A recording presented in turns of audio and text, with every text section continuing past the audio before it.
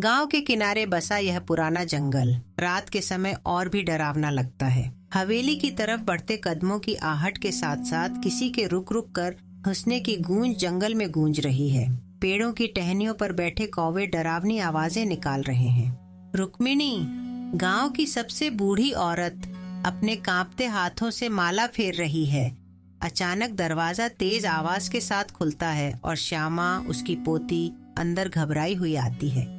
दादी, बाहर सब कह रहे हैं कि आज फिर उस डायन का तांडव होगा।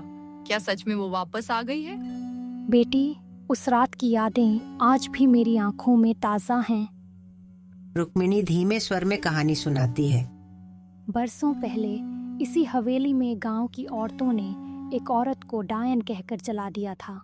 उसकी चीखें आज भी हवाओं में गूंजती हैं। जब जब अमावस की रात आती है, उसकी आत्मा बदला लेने लौट आती है। पर दादी, हम क्या करें? गांव वाले बहुत डरे हुए हैं। खिड़कियां बंद करो, दरवाजे पर हल्दी और नींबू बांध दो। उसकी नजर जिस पर पड़ जाए वो फिर कभी लौट कर नहीं आता। डायन की आंखें लाल, बाल बिखरे और उसके हाथों की उंगलियां बेहद लंबी और टेढ़ी हैं। उसकी हंसी से हवा तक कांप जाती है। गांव के कुत्ते भौंकने लगते हैं और लोग घरों के भीतर दुबक जाते हैं। डायन की उपस्थिति पूरे माहौल को भय से भर देती है। हर छाया में उसका अक्स दिखता है। श्यामा अपनी दादी रुक्मिणी के साथ मिलकर मंत्र पढ़ रही है। दादी, वो दरवाजे के पास आ गई है। उसके पैर उल्टे हैं, उसकी परछाई लंबी होती जा रही है। डरना मत बेटी, बस मंत्र का जाप करते रहो। उसकी शक्ति अंधेरे से है।